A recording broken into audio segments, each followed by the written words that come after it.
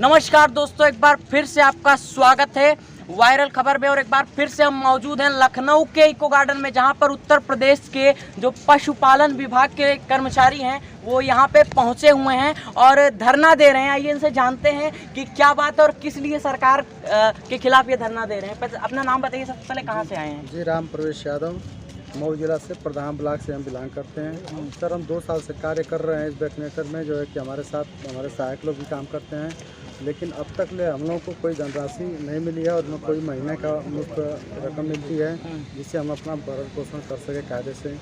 और इसलिए हम लोग यहाँ पे आए हैं ताकि हमें सरकार तक पहुँच सके, ताकि हमारा सब कुछ भरण पोषण के लिए सरकार हमारे ध्यान दे। और हम यही चाहते हैं कि हमारे सभी वैक्सीनेटर और हमारे सहायक लोग जो है कि सबके परिवार के लिए सब ऐसा व्यवस्था किया जाए। कम से कम एक जो नरेगा का मजदूर जो 204 रुपये पर डे जो काम कर रहा है, कम उसके हिसाब से भी अगर सरकार देखती है तो हमारा काम रिक्सी है। हम जानवर के पास जाते हैं, जानवर लात मारता है, सींग मारता है, पूँछ मारता है, हम लोग को चोटें लग जाती है, उसके बाद भी सरकार हमें ध्यान नहीं दे रही है। इसलिए हम यहाँ आए हैं कम से कम सरकार तक हमारी बातें पहुँची कि हम लोग काम करते हैं। पूरे लॉकडाउन में कोरोना में हम लोग घर घर जा करके अपना लोगों को समझा करके काम किए हैं और इसलिए हम अपना बात रख रहे हैं कि ताकि हमारी बातें उन तक सब पहुंचे कि हम लोग कितना मेहनत कर रहे हैं। अच्छा, ये बताइए, जब आप लोग का ज्वाइनिंग हुआ था तो विभाग ने क्या कहा था कि कितने जो है पैसे आपको मिलेंगे? विभाग ने मंथ लगभग? जी, विभाग ने यही कहा था कि फिलहाल आपका कार्य करिए, आप प्रशिक्षण दीजिए, आगे आपका देखा जाएगा। जब आप बढ़िया से काम करेंगे, प्रशिक्षण बढ़िया से देंगे तो आगे आपको सरकार कुछ भी कर सकती है।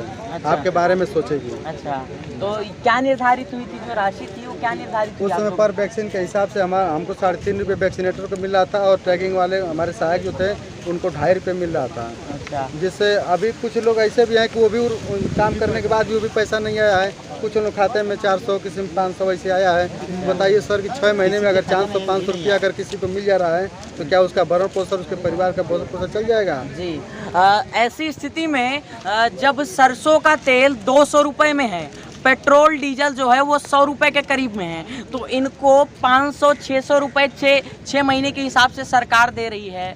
तो ये सोचिए, सरकार और सरकार में बैठे वो तमाम लोग जो कहते हैं कि इस समय उत्तर प्रदेश में महंगाई नहीं है। सरकार में बैठी एक मंत्री साहिबा कहती हैं कि हम लहसुन और प्याज नहीं खाते। तो मैडम, आपके लहसुन प्याज, आपके सरसों के तेल या आपके पेट्रोल डीजल या फिर जो भी चीज़ें आप नहीं इस्तेमाल करती हैं, तो क्या जनता भी उनको ना इस्तेमाल करे? ये तो इस्तेमाल करते हैं भाई, क्योंकि ये जनता है। अगर आप इस्तेमाल करें या ना करें, ये तो इस्तेमाल करेंगे। और 500 और 600 रुपये में इनके घर का जो खर्चा है वो कैसे चलेगा? सबसे पहले ये बताइए कि वैसे अगर 2.5 साल के हिसाब से समझा जाए तो आप लोग का भी कितना पेमेंट बनता है सरकार से?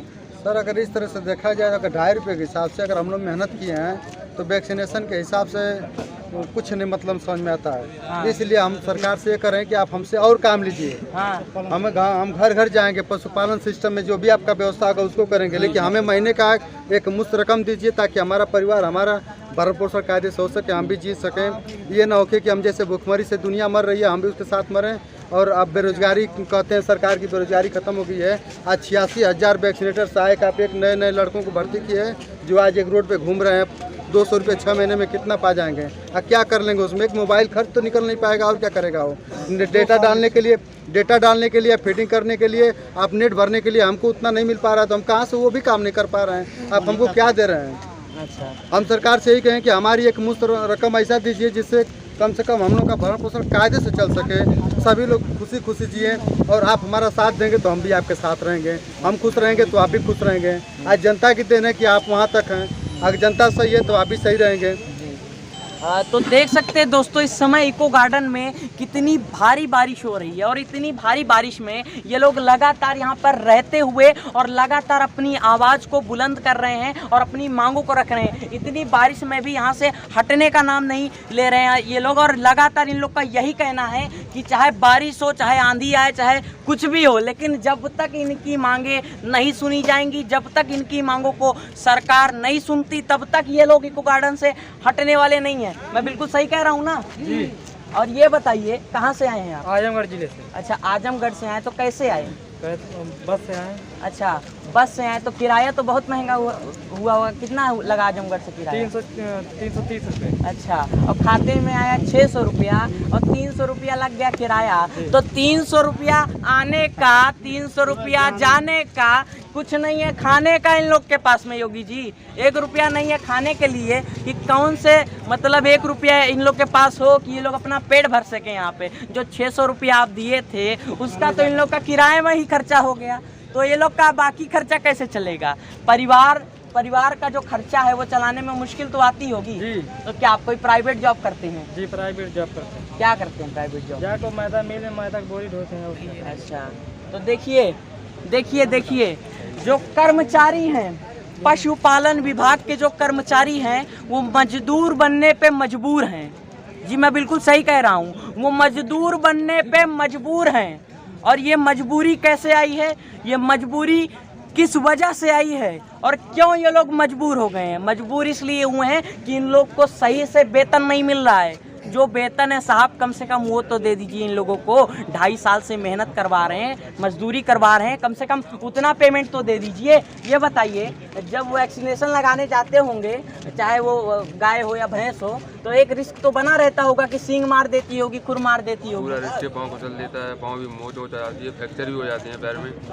कितने आपके लगभग कितने लोग हर साल इसमें मतलब रिस्क लेते हैं? लगभग कितने लोग घायल होते हैं इस तरह से? सर ये तो काफ़ी लोग हैं जो बराबर जो पाँव में। अच्छा चलिए, ये इनके अध्यक्ष जी हैं, इनसे पूछते हैं। ये बताइए कि साल भर में कितने लोग इस तरह से घायल होते हैं? सर कितने लोग तो हम जानते हैं, 1-2 ऐसे समाचार आया कि वो चोट लगा और चोट के कारण घाव से आदमी मर भी गया। अच्छा, हमारा वैक्सीनेटर मर भी गया। अच्छा, लेकिन उसको सरकार को ये 1 रुपया कम हुआ या कभी उसके दरवाजे तक नहीं गई है। हाँ। अब बताइए सर, भर्ती निकाल देने से या किसी को एडजस्ट कर लेने से तो ऐसा उसका घर का भर पोषण तो चल नहीं पाएगा।